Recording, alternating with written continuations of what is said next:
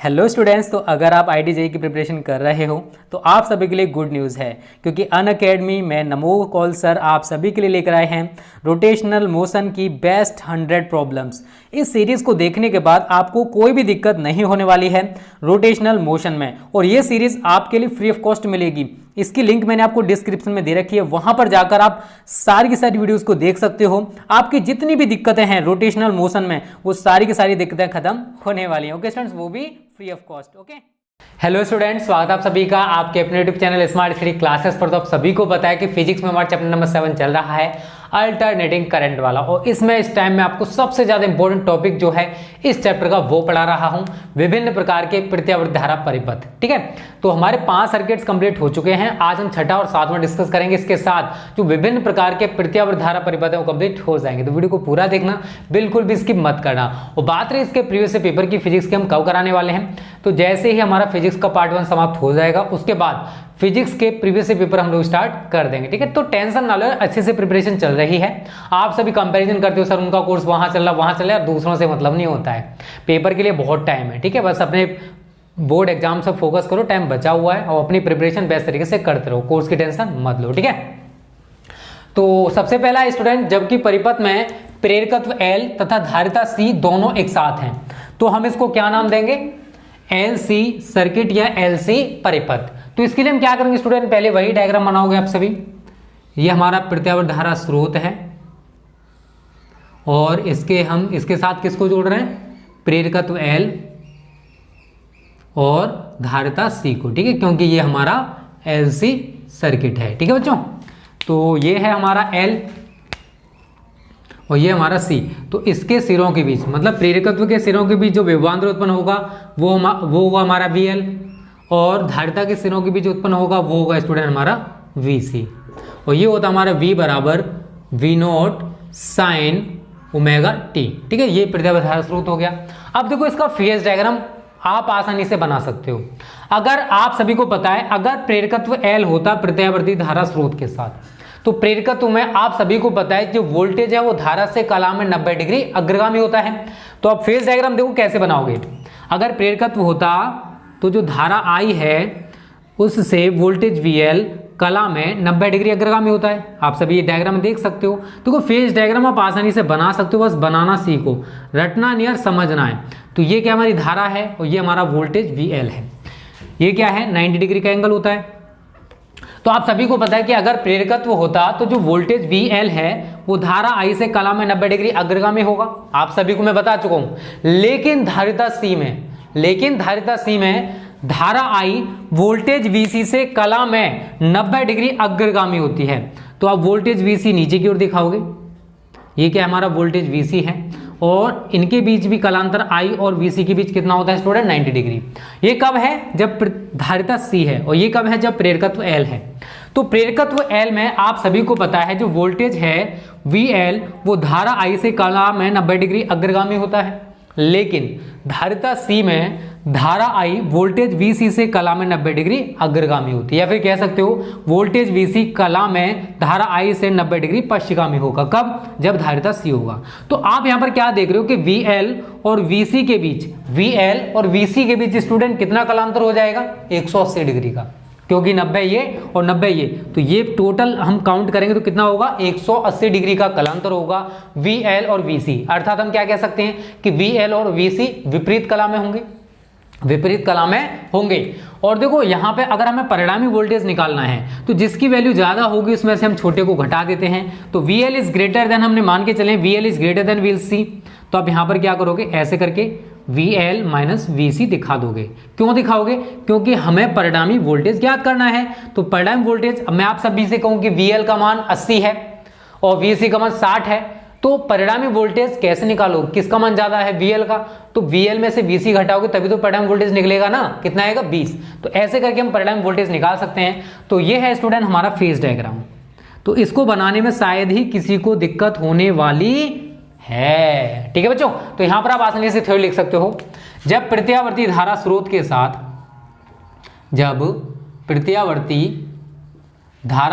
साथ,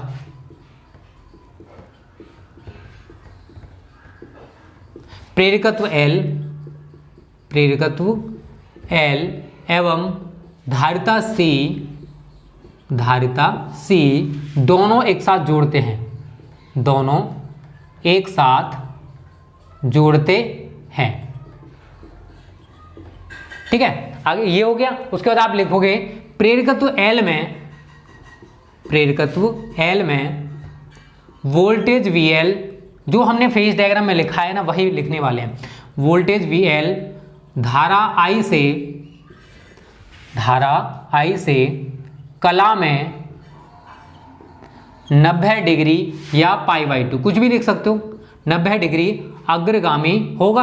आप सभी को पता है क्योंकि मैं सभी को बता चुका हूं, अग्रगामी होगा। लेकिन धारिता C में वोल्टेज VC धारा I से कला में 90 डिग्री या π/2 पश्चगामी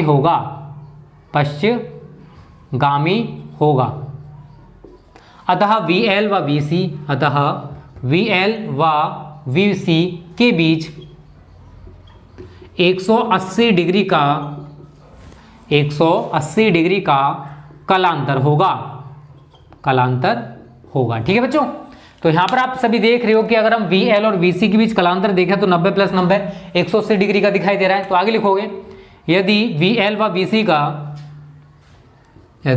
व VC का परिणामी वोल्टेज V हो तो कितना हो V। तो अब यहाँ पर क्या करोगे, V = VL। देखो दोनों में से किसी की भी वैल्यू ज़्यादा हो सकती है, बट इन कंडीशन में हम VL या यहाँ पर अब ये वाला साइन दिखा दोगे। इसका मतलब ये है कि अगर VL का मान VC से ज़्यादा है तो VL - VC करोगे, और अगर VC का मान ज़्यादा है तो VC - VL करोगे। हम मान के चलते हैं कि VL का मान VC से ज़्यादा है, तो आप आगे लिखोगे या V = VL बराबर क्या होता है, जल्दी से बताओ बच्चों।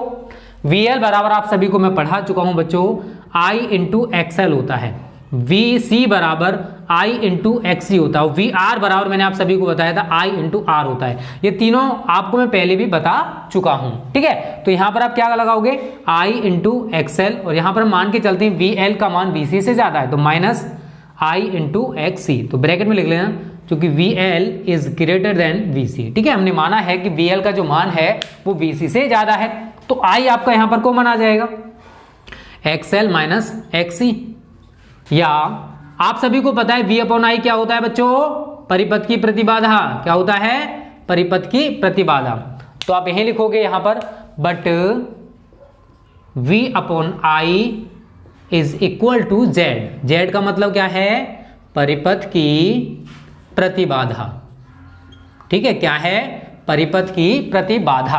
ठीक है बच्चों, तो यहां पर हमने V/I = क्या निकाल लिया, XL - XC, या Z = आ गया हमारा XL - XC।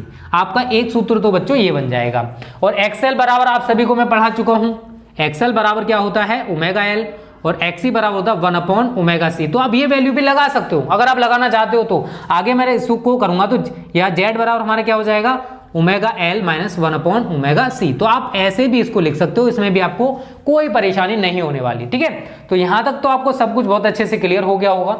ये है हमारे LC सर्किट के लिए, LC परिपथ के लिए। और यहाँ पर देखो, आप यहाँ पर फाई का मान नहीं निकाल सकते हो क्योंकि फाई आप सभी को दिखाई दे रहा है कितना है, 180 डिग्री। तो V और I के बीच, V परिणामी वोल्टेज तो आपको कहीं दिखाई नहीं दे रहा है। ठीक है, तो V और I के बीच जो कलांतर है वो हम मान यहाँ पर नहीं सोल्व कर सकते क्योंकि आपको यहाँ पर कहीं फाई दिखाई नहीं दे रहा है। ठीक है, तो आप आसानी से Z का मान निकाल सकते हो। Z हमने यहाँ पर निकाल दिया बच्चों। ठीक है, ये आपका फेज डायग्राम हो गया। ये हमारा जो सिंपल डायग्राम हम बनाते हैं कि हमने प्रत्यावर्ती धारा स्रोत के साथ स्टूडेंट क्या जुड़ा है, वो है, कुछ भी नहीं था। अगर आप फेज डायग्राम बनाना सीख गए ना, जो आपने पहले सर्किट सीखे हैं उन्हीं से मैंने इसको बनाया है। नया कोई सर्किट उत्पन्न नहीं हो रहा है, बल्कि पुराने से ही हम नया बना रहे हैं। बस अपने दिमाग में ये चीज फीड कर लो। ठीक है, तो जल्दी से इसका स्क्रीनशॉट ले लो। कुछ मैं एक नोट पॉइंटर डलवाऊंगा इसके लिए, वो आप सभी के लिए जरूरी है। ठीक है बच्चों, तो यहां तक तो आपको सब कुछ क्लियर हो गया होगा। और यहां तक अगर आपको सब कुछ क्लियर है तो वीडियो को सभी लाइक कर दो, कोई दिक्कत हो कमेंट कर देना। ठीक है, चलो अब आप एक नोट डाल लो, उस नोट में आपको मैं कुछ चीजें बताने वाला हूं। ठीक है, तो रटो मत फिजिक्स को, बहुत इजी फिजिक्स है यार, बस समझते रहो, आसानी से बहुत अच्छे से समझ में आ जाएगी। तो सभी बच्चों नोट डालो यहाँ पर एक, ठीक है। नोट में आपको क्या लिखोगे, यदि XL is equal to XC हो तो, अगर XL का मान XC के बराबर है तो क्या हो जाएगा, Z बराबर XL minus XC is equal to कितना आ गया 0। तो इसका मतलब क्या है कि अगर हम XL और XC के मान, मतलब इस स्थिति में क्या होगा स्टूडेंट, जो परिपथ की प्रतिबाधा है वो शून्य होगी, और परिपथ की प्रतिबाधा अगर 0 है तो इसका मतलब है कि जो धारा का एम्पलीट्यूड होगा, जो धारा का आयाम होगा वो मैक्सिमम हो जाएगा, और ऐसी धारा को हम क्या कहते हैं, अनुनादी धारा कहते हैं। और ये जो कंडीशन है इसको अनुनाद की स्थिति कहते हैं, ठीक है। तो आप यहां पर यही लिखोगे, इस स्थिति में परिपथ की प्रतिबाधा शून्य होगी। कब शून्य होगी बच्चों, जब हम XL का मान XC के इक्वल कर दें, XL का मान XC के इक्वल कर दें। इसलिए धारा का आयाम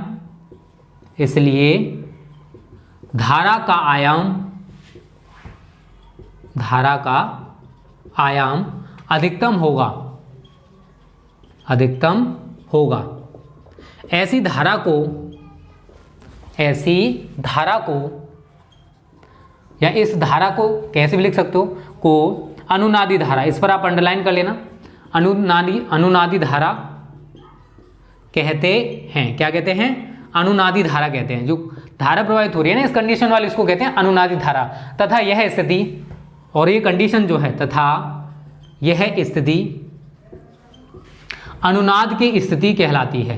क्या कहलाती है, अनुनाद की स्थिति कहलाती है।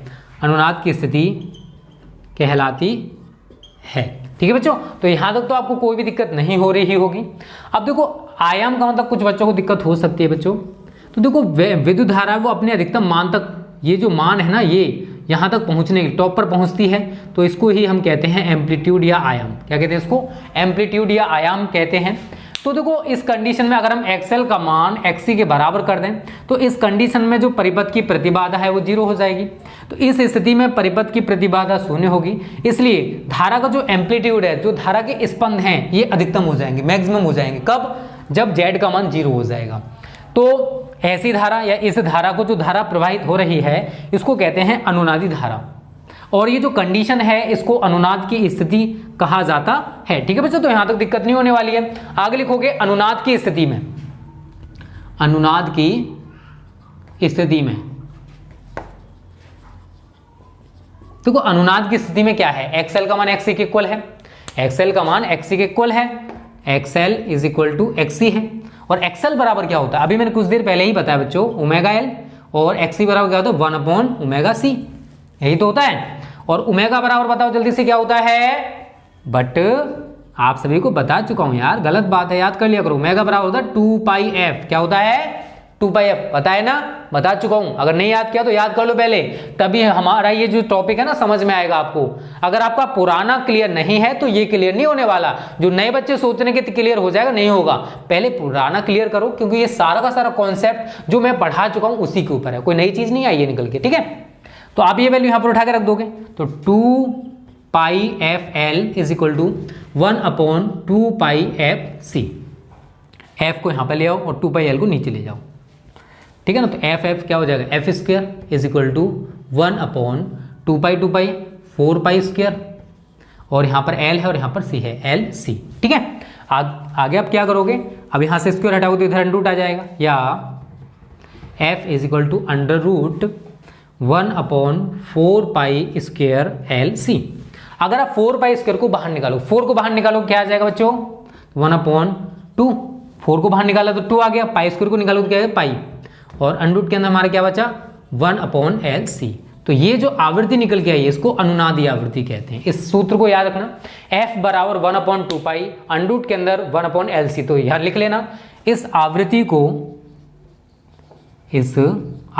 को अनुनादी आवृत्ति कहते हैं। तो रटना नहीं यार, ये सूत्र भी आप आराम से बना सकते हो, अनुनादी आवृत्ति कहते हैं, ठीक है बच्चों। तो यहां तक तो किसी को दिक्कत नहीं होने वाली है। तो ये जो पॉइंट है, ये नोट पॉइंट भी हमारा क्लियर हो चुका है।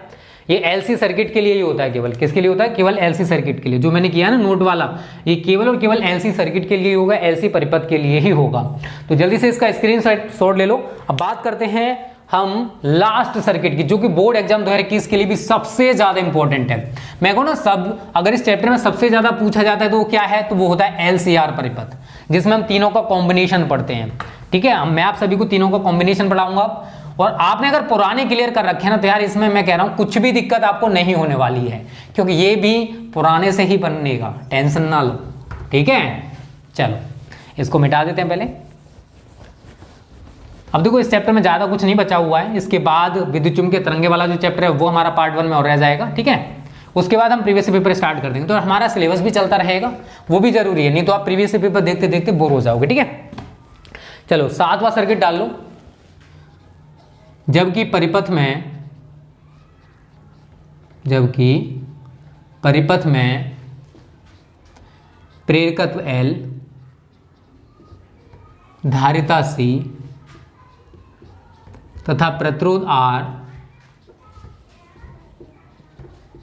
तीनों एक साथ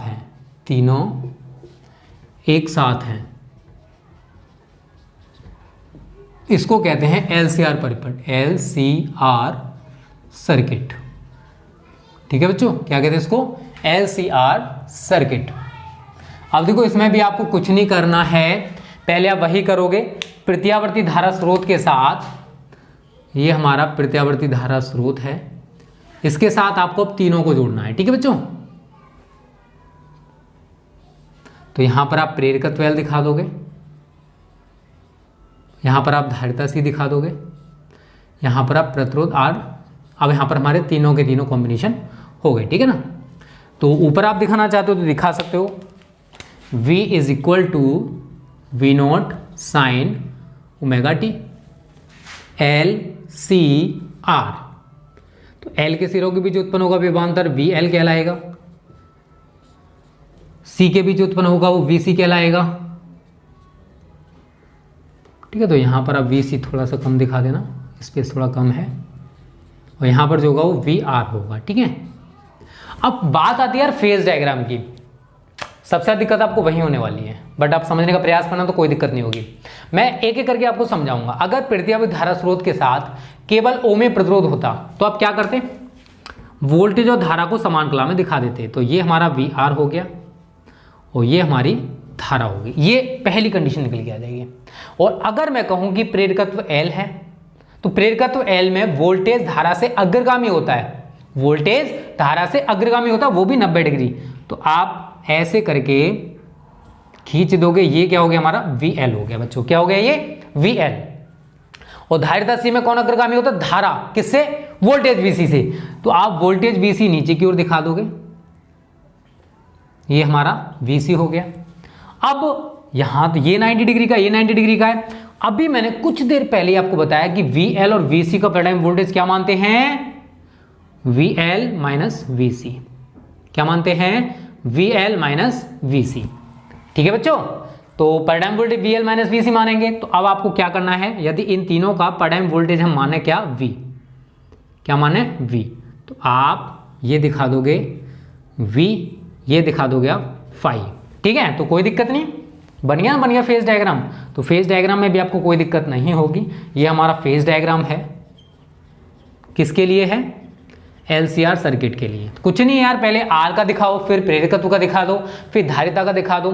और एलसी में अभी मैंने आपको बताया था, अगर पैराडाइम वोल्टेज निकालना है तो VL माइनस VC करते हैं, कर दिया। VL माइनस VC VR, इनका पैराडाइम वोल्टेज क्या हमारा V है, क्योंकि अब हमारे तीनों, ये VL माइनस VC हो गया, ये VR हो गया, तो पैराडाइम वोल्टेज मैंने कितना मान लिया, इनका V मान लिया। और V और I के बीच कलांतर आप सभी को दिखाई दे रहा है कितना है, 5। तो आप थ्योरी तो बिल्कुल सेम लिखोगे, थ्योरी में आपको कुछ भी नहीं करना है। जब प्रत्यावर्ती धारा स्रोत के साथ प्रेरकत्व L, धारिता C तथा R तीनों एक साथ जुड़ते हैं, प्रतिरोध R में वोल्टेज VR एवं धारा I समान कला में होते हैं। प्रेरकत्व L में वोल्टेज VL धारा I से कला में 90 डिग्री अग्रगामी होगा।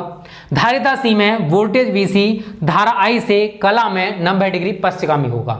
यदि वोल्टेज VL, VR, VC का परिणामी वोल्टेज क्या हो, V हो। तो यार रटना है कि आपको समझना है केवल, या फिर कह सकते हो यदि परिणामी वोल्टेज V हो, यदि आगे यहां लिखोगे, यदि थ्योरी आप अपने आप लिखोगे, परिणामी वोल्टेज V हो तो। अब यहां पर आप देख रहे हो ये एक समकोण त्रिभुज बन रहा है।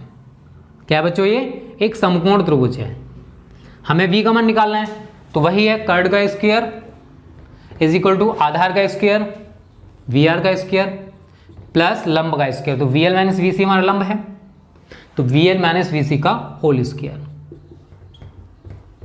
ठीक है, उसके बाद आप सभी को पता VL VC VR के मान मैं आपको बता चुका हूं। तो I square into R square plus I into XL minus I into XC का होल स्क्वायर।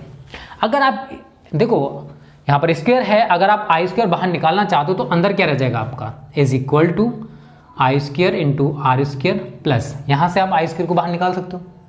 I स्क्वायर को बाहर निकालोगे तो स्टूडेंट आपका क्या आ जाएगा, आप सभी को पता है, ये तो I स्क्वायर बाहर आ गया, अंदर क्या रह गया, XL माइनस XC का होल स्क्वायर।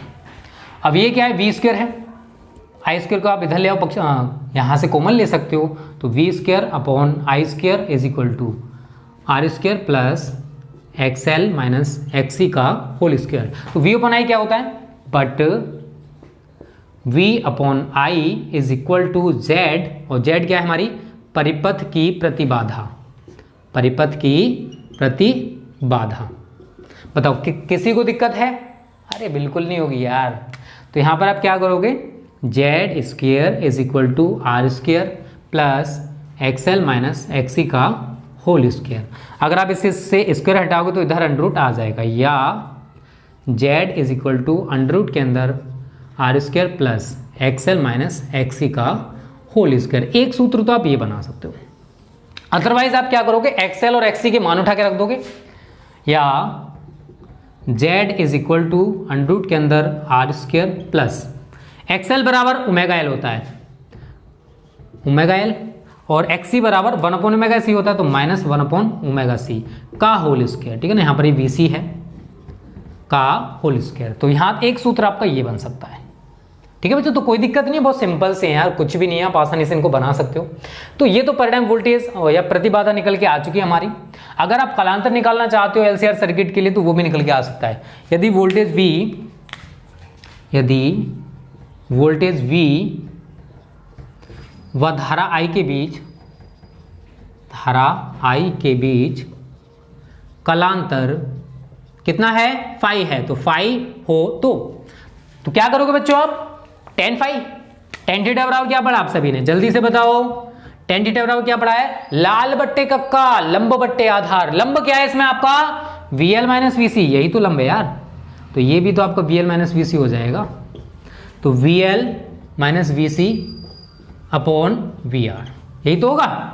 और आप सभी को पता है बच्चों VL माइनस VC क्या हो जाएगा, I into XL minus I into XC बटे I इंटू R। ठीक है, यही तो हो जाएगा। ऊपर से I कॉमन ले लो, चलो मैं यहाँ पर दिखा दे रहा हूँ, अगर आपको दिखाई दे रहा है तो tan phi is equal to I आपका कॉमन आ गया, XL माइनस XC बटे I इंटू R, तो I सही कट गया, XL और XC के मान उठा के रख दो, is equal to omega L minus 1 upon omega C बटे R, और ये क्या है हमारा tan फाई है, और अगर आप फाई निकालोगे तो क्या आ जाएगा, तो phi is equal to tan inverse omega L minus 1 upon omega C upon R।